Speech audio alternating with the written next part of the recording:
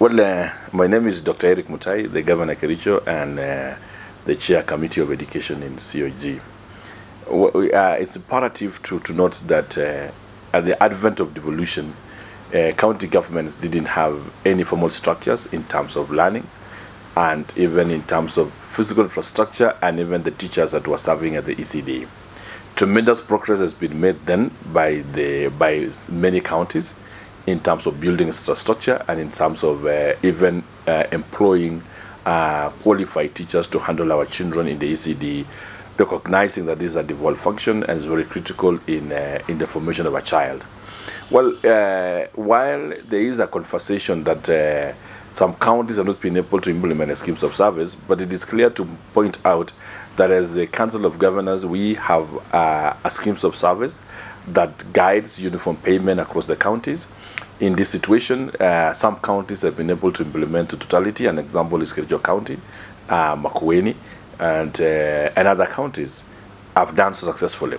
While, however, there are counties also who are yet to implement the schemes of service.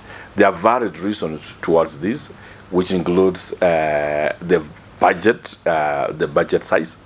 For example, a county like Kericho Governor, which is working with a budget of around 3 or 4 billion, would get it difficult to confirm or to follow the schemes of service for these particular teachers.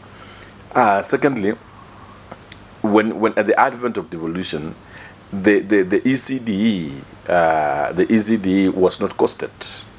So this devolved functions was not costed, and money was not allocated to it, and there's been part of all of it is in the collapsed revenue, collapsed under the shareable revenue, but with no specific costed function in it in the shareable revenue. And out of this, then counties are meant to struggle.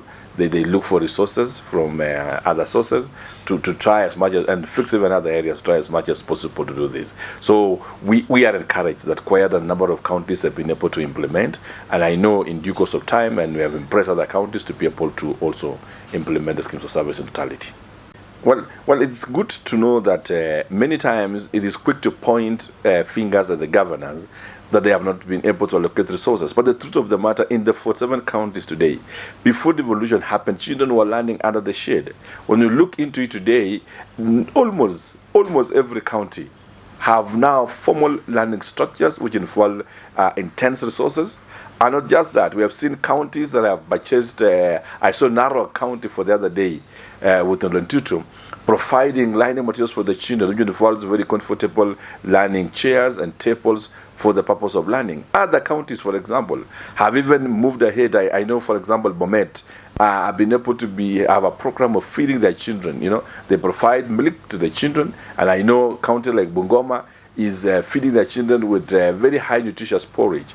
All this is done in counties in an attempt to make sure that counties are functional and the children at the ECDE are functional and the children are comfortable in schools. So to say that little resources are accorded to the county, to the ECDE facilities, it may not be true, because quite a number of governors have invested substantively in infrastructure, employment of teachers, providing learning materials, and creating a learner comfortable environment for our ECDE children.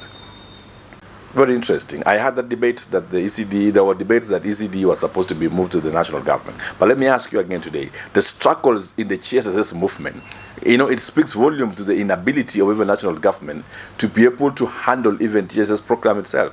When you go to public primary school, it's chaotic, and the handling of transition itself, you know, you find children in almost 70 children in one classroom, and there is no facilities for learning, neither do they have enough teachers to even handle those facilities. And so to say that ECDE was supposed to be moved to the national government, first of all, let national government sort out their GSS teachers, let national government sort out their interns, let national government sort out their infrastructure, and I can tell you that ECDE is here to stay in the devolved function. We've just been asking the national government to be able that we do proper costing of around 5 billion and give it as a conditional grant to the counties to be able to support the ECDE. I mean, by reverting back ECDE to national government is an upfront devolution, is killing devolution.